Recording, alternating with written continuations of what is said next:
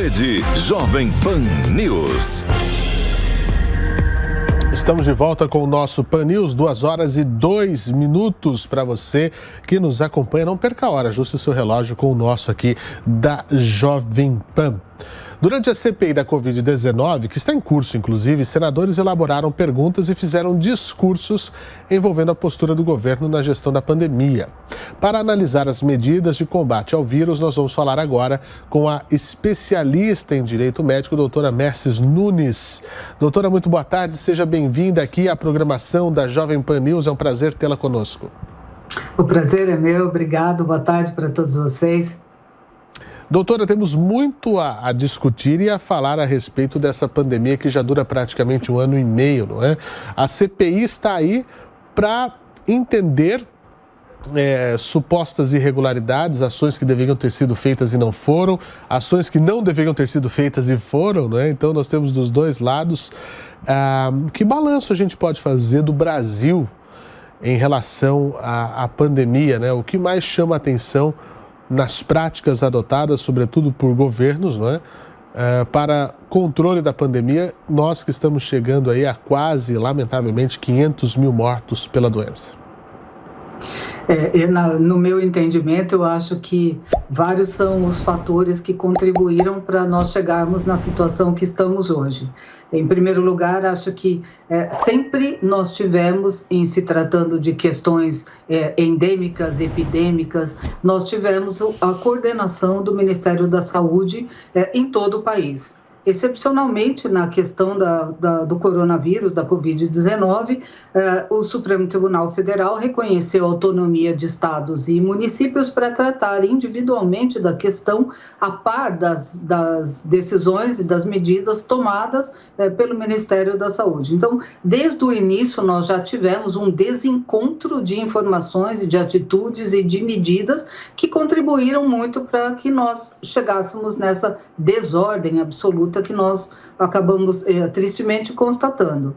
Acredito que agora, com essa tentativa de um novo pacto nacional, com essa coordenação do Comitê da Crise do Covid-19, talvez a gente consiga um realinhamento dessas medidas para que todos nós tenhamos uma única voz, um único direcionamento para que a população não sofra. Porque, afinal de contas, todos nós somos os primeiros e últimos prejudicados nessa politização da Covid.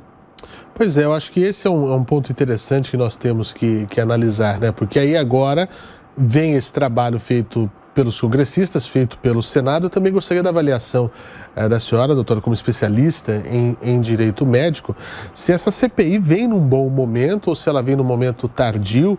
Ela tem o prazo de uma legislatura, né, para vigorar, enfim, só que a questão da CPI, ela é muito urgente, não é? As pessoas morrem diariamente, adoecem diariamente, necessitam de medicamentos, de insumos, de vacinas diariamente. Que avaliação a gente pode fazer dessa CPI? Ela tem realmente uma possibilidade de ter um caráter real naquilo de corrigir rotas, de responsabilizar culpados ou meramente político? Eu sou um pouco avessa a essa questão da CPI neste momento, porque acho que o Brasil deveria estar unido, independente dos rivais políticos de toda a ordem que nós temos constatado.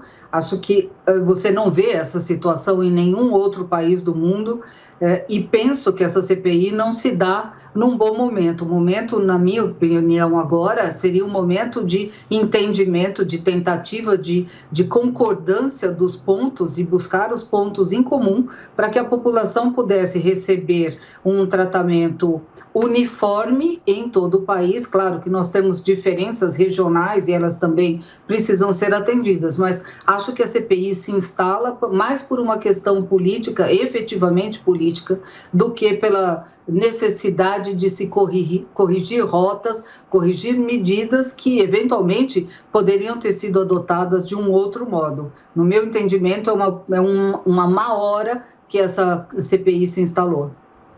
Agora, em relação ao que já foi discutido, né, que análise fazer daquilo que já ouvimos do ministro da Saúde, do ex-ministro, enfim, tem quase 200 requerimentos ainda para serem aprovados, querem trazer outros ministros do governo Bolsonaro, governadores, enfim.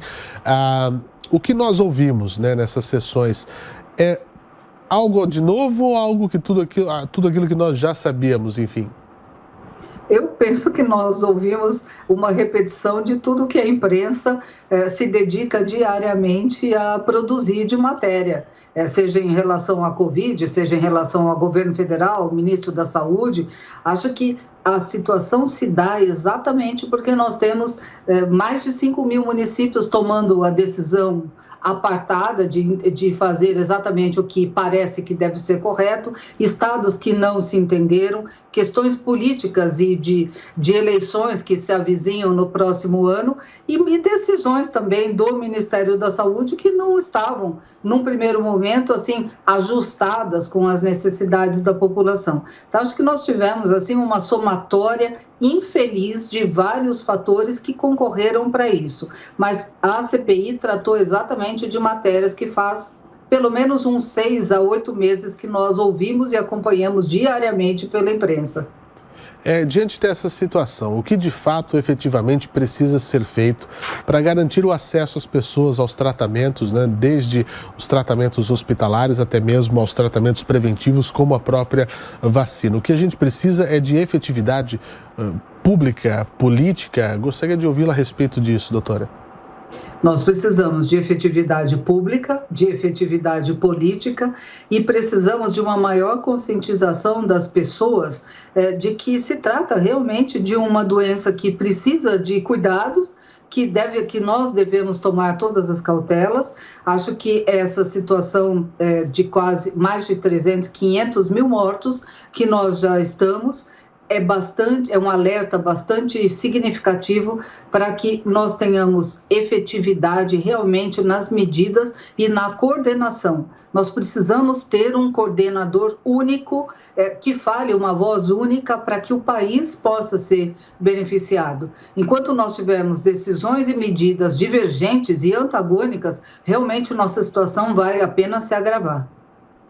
Agora, ao passo que há o agravamento da pandemia, enfim, do ponto de vista jurídico, né, nós temos notícias muito tristes, né, quando falamos que a Fiocruz para de produzir as vacinas por falta de insumo.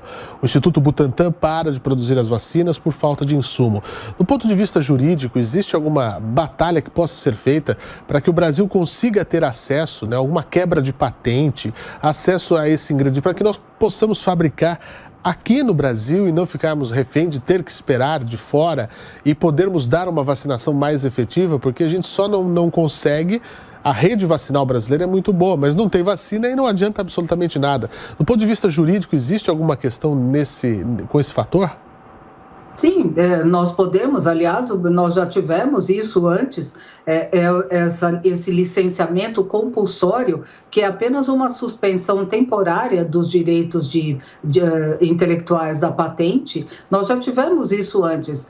Seria uma medida que poderia ser adotada, e eu particularmente penso, do ponto de vista jurídico mesmo, que o respaldo e a necessidade de proteção da vida é infinitamente superior a qualquer questão de proteção de direito intelectual. Acho que deve ser protegido, mas em situações de pandemia, essa proteção deve ceder espaço e lugar para esse acudimento imediato que é a proteção da vida. Acho que a quebra da patente viria, assim, num momento oportuno, que permitiria que o país, pelo menos, conseguisse as doses necessárias para atender toda a população.